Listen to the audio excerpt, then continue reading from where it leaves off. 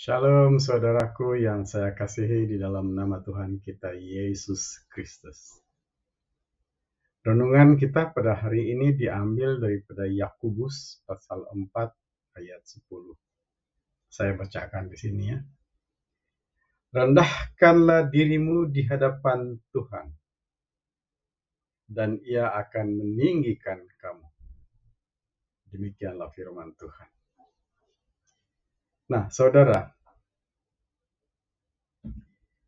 kalau kita baca daripada pasal 4 ayat 1 sampai 10,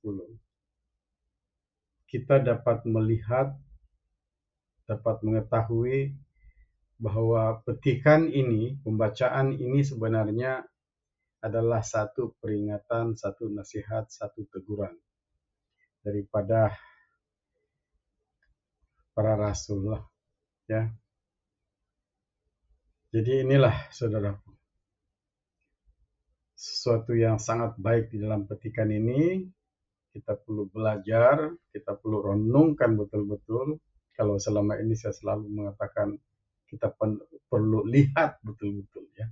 Tapi maksud saya sebenarnya adalah kita perlu renungkan betul-betul apa yang harus disampaikan dalam setiap yang kita baca. Jadi untuk kali ini, untuk renungan kita pada kali ini, kita cuma melihat dalam ayat 10 tadi itulah. Ya. Jadi dalam ayat 10 ini kalau kita tengok betul-betul, tengok dan renungkan betul-betul ya. Ya.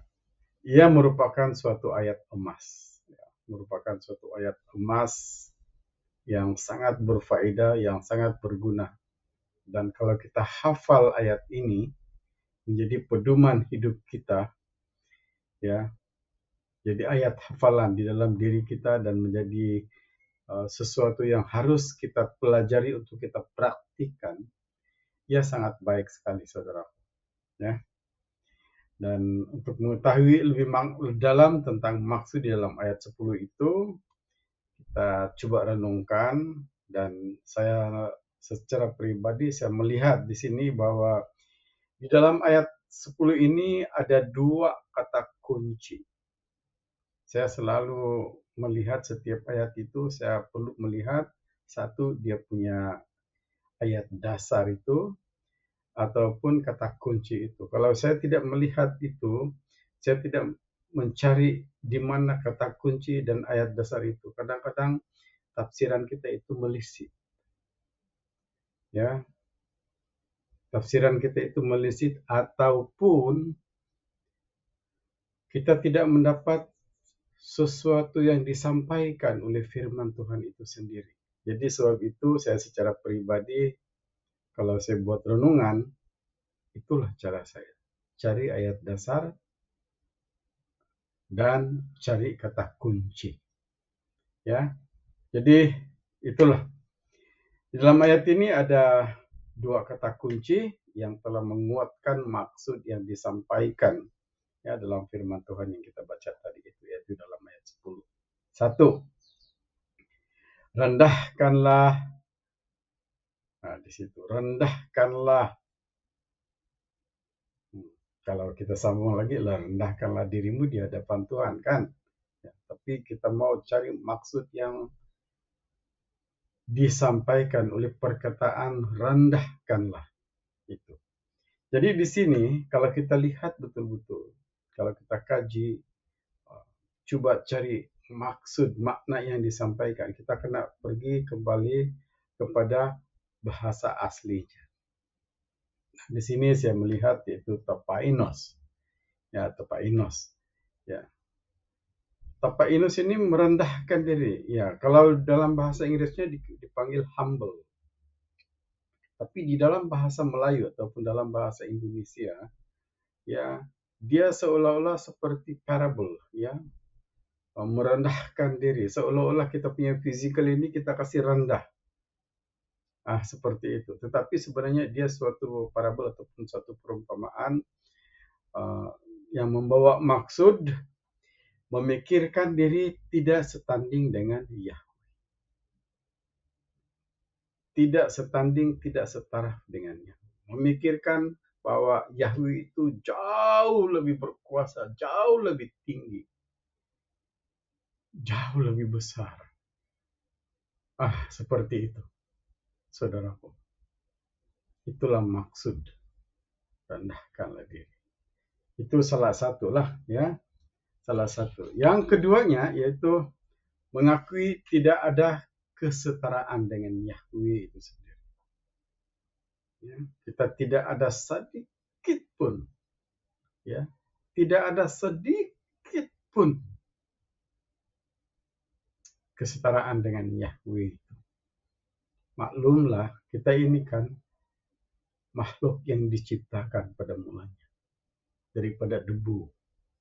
Selepas itu barulah dilahirkan menjadi generasi demi generasi. Sampailah kepada masa ini. Ya. Jadi Yahweh itu sangat luar biasa. Yahweh itu jauh lebih berkuasa, jauh lebih agung, jauh lebih mulia. Jadi itulah Yahweh itu. Kita harus merendahkan diri, kita harus humble. Ya. Kita harus apa yang dikatakan dalam bahasa asli tapainos. Ya. Oke. Sekarang kita mau tahu pula. Kita mau belajar pula cara-cara merendahkan diri kepada Yahweh. Cara merendahkan diri kepada Yahweh itu seperti yang ada di dalam Alkitab. Menurut pengalaman orang-orang rohani ataupun tokoh-tokoh yang diceritakan di dalam Alkitab. Ya. Jadi satu cara merendahkan diri itu melalui penyembahan. Ya. Melalui penyembahan.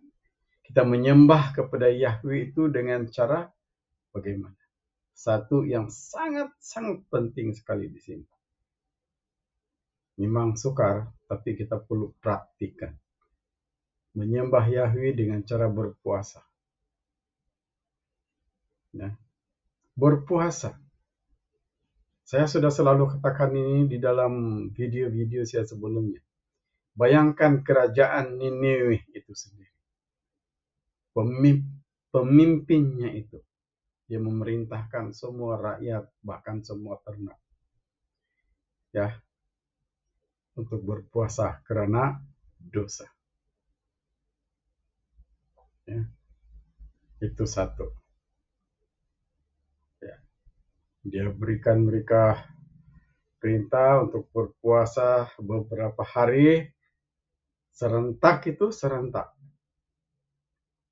Dan Tuhan tidak memberikan apa-apa. Tolah kepada kerajaan itu. Ya. Jadi itulah salah satu cara dia. Kita boleh lihat ini, ya. Lihat cara penyembahan melalui puasa ini di dalam Imamat pasal 16 ayat 23, ayat 31, pasal 23 ayat 27, ayat 29, ayat 32, atau Bilangan pasal 29 ayat 7, pasal 30 ayat 13, atau Hakim-Hakim pasal 20 ayat 26, atau 1 Samuel pasal 7 ayat 6, atau pasal 31 ayat 13, 2 Samuel pasal 1 ayat 12, pasal 12 ayat 16, dan 1 Raja-Raja pasal 21 ayat 27. Saudara tengok di dalam screen itu. Ya, saya sediakan untuk kita bersama. Ya, jadi itulah saudaraku. Banyak lagi sebenarnya contoh-contoh penyembahan kepada Yahweh melalui puasa. Dan kalau kita saudara mempraktikkan itu, kita dapat mengalami sesuatu pengalaman yang sangat luar biasa. Satu, yang kita dapat rasakan. Memang luar biasa. Sebab pada hari yang pertama, katakanlah kalau kita berpuasa 3 hari 3 malam. Ya, pada hari pertama kita akan diganggu oleh berbagai-bagai pikiran yang akan masuk di dalam jiwa kita itu, di dalam akal budi dan pikiran kita itu, saudaraku. Ya, tetapi itulah caranya. Kurang kata apa ini, ice breaking, ya. Jadi kita pecahkan itu dan kita akan tumpuhkan sepenuh-penuhnya perhatian kita kepada Yahweh dan berbicara hanya kepada Dia. Memuji, mengagung, memuliakan Dia. Seperti itu saudaraku. Dan apa yang akan terjadi? Perlahan-lahan kuasa daripada Yahweh Adonai kita itu akan menguasai kehidupan kita, akal budi pikiran kita, jiwa kita itu.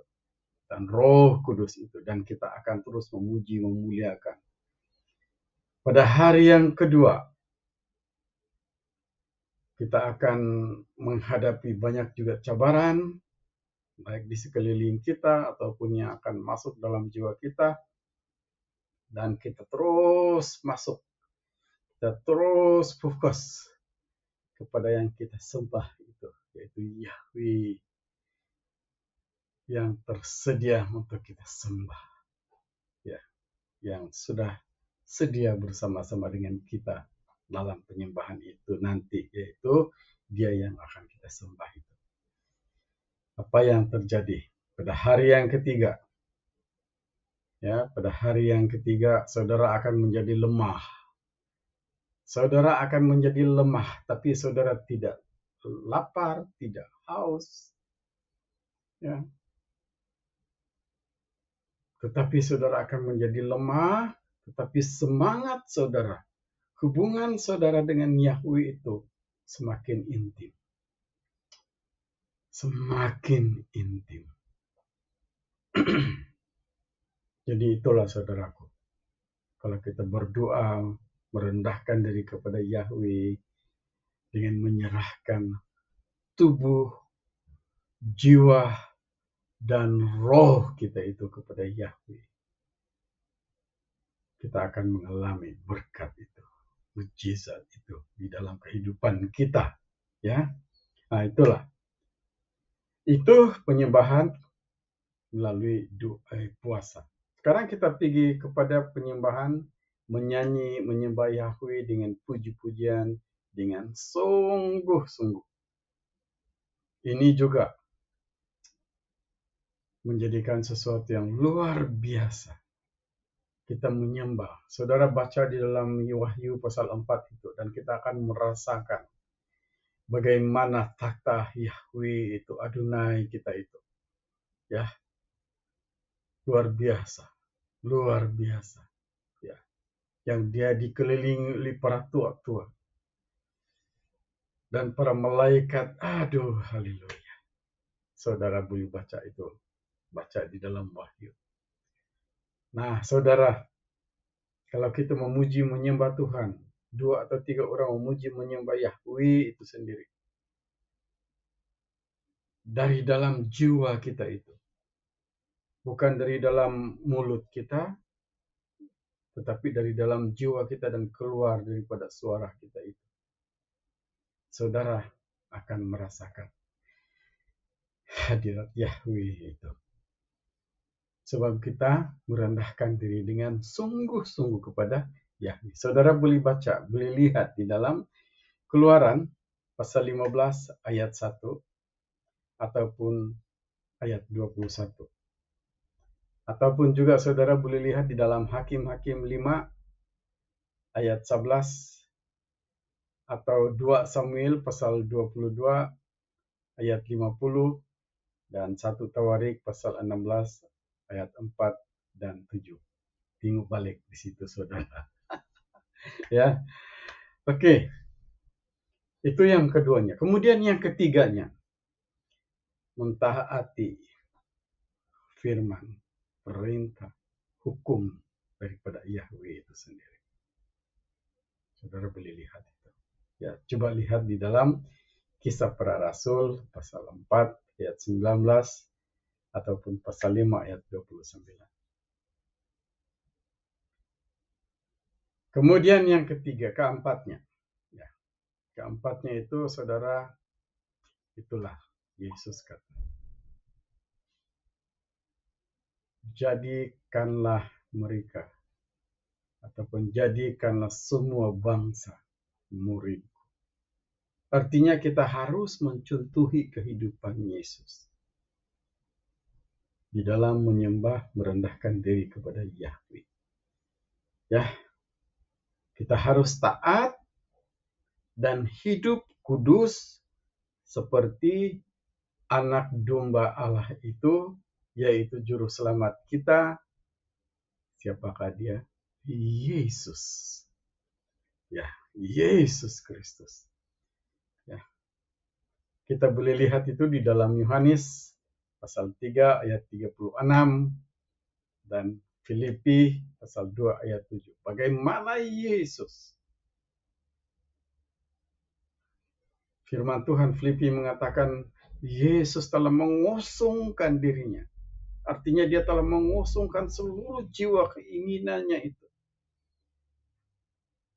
Dan dia bersandar sepenuh-penuhnya kepada firman itu. Dia menyembah Yahweh itu di dalam seluruh kehidupannya.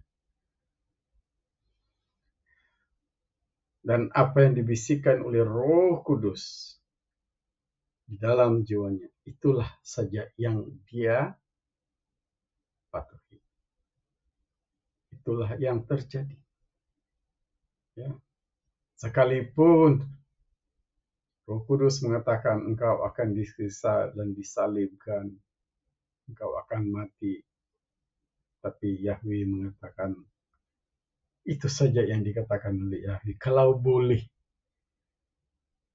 biarlah cawan ini berlalu daripada aku. Tetapi bukan kehendakmu. Bukan kehendakmu, melainkan kehendakmu. Haleluya. Itulah Yesus kita. Jadi kita harus mencontohi. Kita harus mencontohi kehidupan ketaatan Yahweh itu kepada Bapa di surga. Sebab itu kita tidak heran kalau Yahweh sendiri mengatakan, engkaulah anak yang kukasihi. Kepadamulah aku berkenan. Haleluya. Sebab itu sekalipun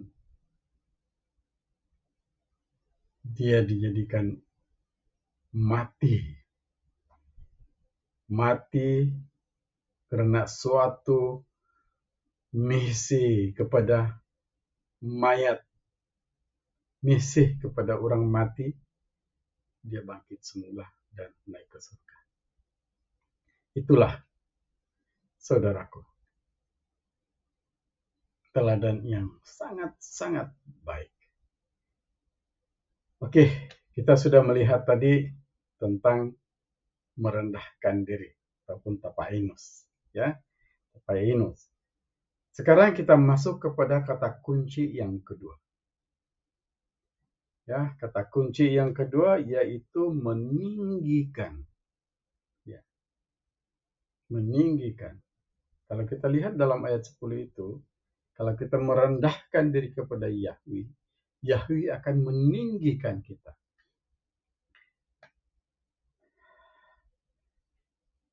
Dalam bahasa aslinya, perkataan meninggikan itu hupsa'oh.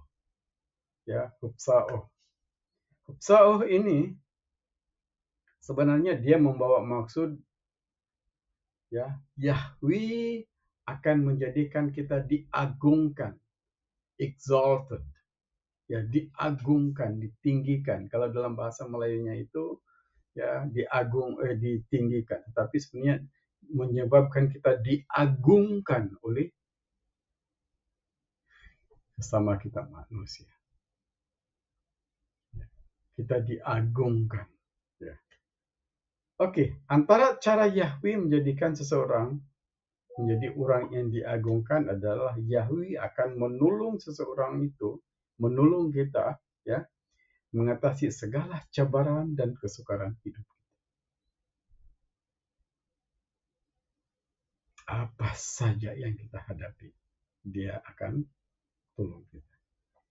Itu yang pertama. Yang keduanya, Yahweh akan membuat segala yang kita usahakan itu diberkati. Diberkati. Ya. Kalau kita merendahkan diri, Dia akan tinggikan kita. Coba saudara baca riwayat tentang Ayub. Coba saudara baca riwayat tentang Salomo. Coba saudara baca riwayat tentang Yosua. Dan juga tentang Musa. Walaupun pada akhirnya Musa tidak sampai kepada tanah perjanjian. Tetapi Yahweh menuntun dia dan menolong dia. Ya, jadi itulah saudaraku. Ya, renungan kita. Bagaimana Yahweh akan meninggikan kita ataupun menjadikan kita agung. Itulah cara Yahweh meninggikan kita. Dia akan menjadikan kita agung, dikenal, terkenal, sampai kita penuh dengan berkat. Jadi sebagai penutup saudara rendahkanlah dirimu kepada Yahweh dengan sungguh-sungguh. Ya. Tetapi bersikaplah tegas mempertahankan imanmu, kekudusanmu di hadapan Yahweh. Seperti yang dilakukan oleh Yesus ketika berada di padang gurun. 3 kali dicobai oleh iblis. Dan Yesus mengatakan, ketika Yesus berada di padang gurun Yesus berdoa, berpuasa di situ selama 40 hari 40 malam. Dan pada waktu dia sangat lapar, iblis datang. Iblis menyangka, mungkin memikirkan bahwa kalau seseorang itu sudah lemah, maka imannya akan menjadi lemah. Tapi Yesus dengan tegas, ada tertulis. Dan pada kali yang ketiga, dia mengatakan, enyahlah iblis. Haleluya. Dan apa yang terjadi? Iblis meninggalkan dia. Untuk sementara waktu. Bila Yesus naik ke surga, iblis itu pula. Terutama sekali selepas 600 tahun daripada kenaikan Yesus. Iblis datang kepada kita. Dan berusaha sehingga sekarang untuk menyesatkan kita. Tetapi ikutlah teladan Yesus.